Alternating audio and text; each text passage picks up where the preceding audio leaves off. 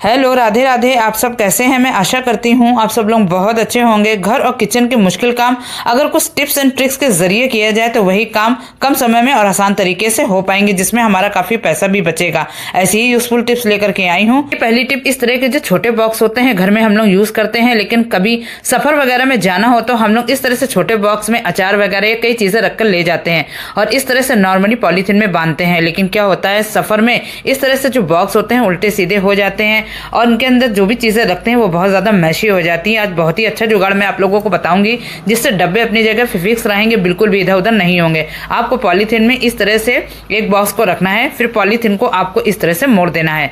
तो मोड़ने के बाद आपको इस तरह से एक बॉक्स खाली मिलेगी, थोड़ी सी पॉलीथीन, बस आपको उसी पॉलीथीन के अंदर इस बॉक्स को भी रख देना है। अब आपको इस तरह से पॉलीथीन को नीचे की तरफ से निकालना है और एक अच्छी सी गांठ लगा देना है। जब आप इस तरह से पॉलीथीन से बॉक्स को बांधेंगी ना तो बॉक्स अपनी जगह पे फिक्स रहेंगे, बिल्कुल भी नहीं इधर उधर होंगे।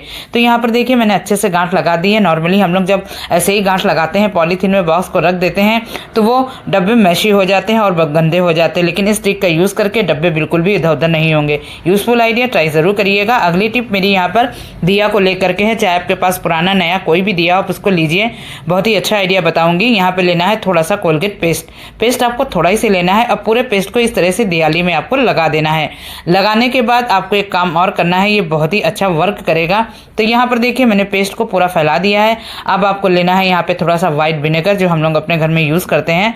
बस विनेगर को डालते ही हल्के सा बबल्स बनेगा। तो यहाँ पर देखिए मैंने हल्का सा उंगली चलाई, बबल्स बनने लगे हैं। उसके बाद आपको लेना है यहाँ पे थोड़ा सा न्यूज़पेपर का छोटा सा टुकड़ा आपको इसी के अंदर डिप कर देना है। पूरे पेपर को अच्छे से भिगो देना है। जितना भी पानी हम लोग ने यहाँ पे डाला है विनेगर वो बहुत ही अच्छे से अब्जॉर्ब होगा।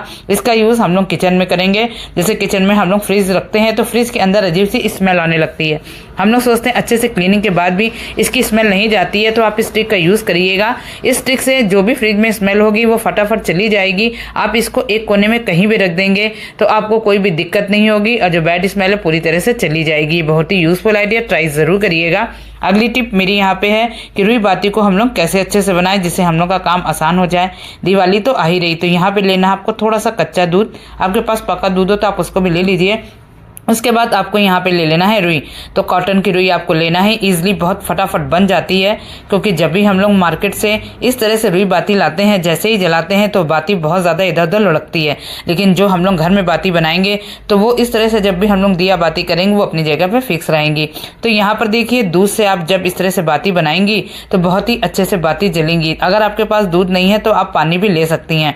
तो इस तरह से बाती आप फटाफट घर में बना सकती हैं। दिवाली के समय हम लोग इन बातियों की बहुत ज़रूरत होती है, तो बहुत ही आसान तरीका आपसे बता रही हूँ। इस तरीके से आप जब बातियां बनाएंगे तो आपका जो घंटों का काम है वो मिनटों में हो जाएगा।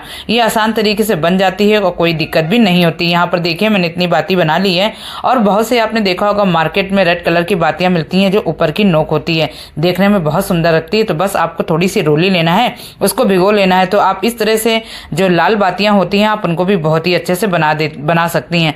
ये देखने में भी बहुत सुंदर लगती है। तो यहाँ पर देखिए मैंने इस तरह से रोली को भिगो दिया है और इसकी बातियां बना ली। इस तरह से आप ढेरों बाती मिनटों में बना सकती हैं। जो समय हम लोग का चला जाता है मार्केट में क्यों पैसा खर्चा करें, इसमें बिल्कुल भी टाइम नहीं लगता है। यहाँ पे देखिए मैंने अच्छे से बाती बना ली है।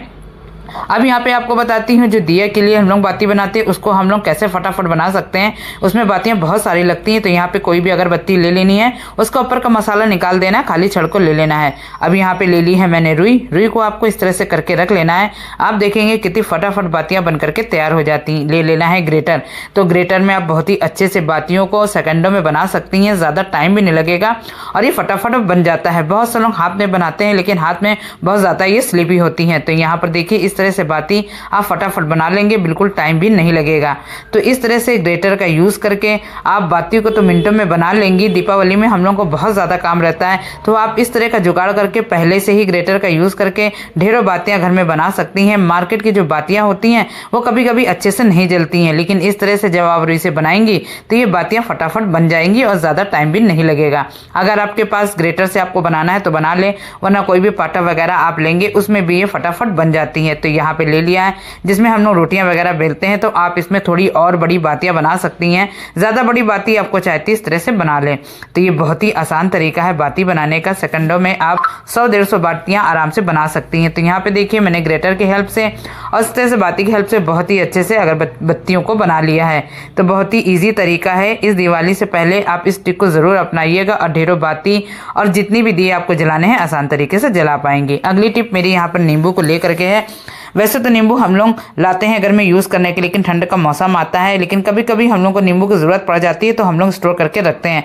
लेकिन अगर ऐसे ही हम लोग नींबू उठा के रख देते हैं तो क्या लगता है नींबू खराब होने लगते हैं। तो आप एक काम करें, यहाँ पे ले लें सरसों का तेल और इस तरह सरसों का तेल आपको पूरा अच्छे नींबू में कोटिंग कर देना है। कोटिंग होने से क्या होगा, जो उसकी ऊपरी परत होती है वो खराब नहीं होगी। तो हम लोग जो नींबू ऊपर रखे हुए हैं स्टोर करके वो भी बिल्कुल खराब नहीं होंगे। उसके बाद आपको एक काम करना है, इन नींबुओं को आपको ऐसे ही नहीं छोड़ना है, आपको ले लेना है यहाँ पे न्यूज़पेपर। आप चाहे तो इन नींबुओं को अलग अलग करके रख सकती हैं, लेकिन इस तरह से मैंने तीनों नींबुओं को एक पेपर में लपेट के रख दिया है। लपेटने के बाद आपको एक काम करना है, अच्छे से किसी बॉक्स में रख देना है। तो देखिए नींबू अगर हम लोग ऐसे खुला छोड़ देते हैं तो बहुत जल्दी खराब हो जाते हैं, लेकिन इस ट्रिक का यूज़ करके जब आप नींबू को फ्रिज में रखेंगी ना तो नींबू करीबन 1 से 1.5 महीने तक बिल्कुल भी खराब नहीं रहेंगे, ये बिल्कुल फ्रेश रहेंगे, क्योंकि यहाँ पे हम लोगों ने तेल की कोटिंग करी है। तो ये भी बहुत ही यूजफुल आइडिया, ट्राई ज़रूर करके देखिएगा। यहीं पे अपनी वीडियो का मैं एंड भी करती हूँ। मेरी आज की वीडियो आप लोगों को कैसी लगी, थोड़ी भी पसंद आ रही है तो प्लीज़ उसे लाइक शेयर करिएगा और कमेंट करके ज़रूर बताइएगा। आप मेरा वीडियो पहली बार देख रही तो सब्सक्राइब जरूर करिए।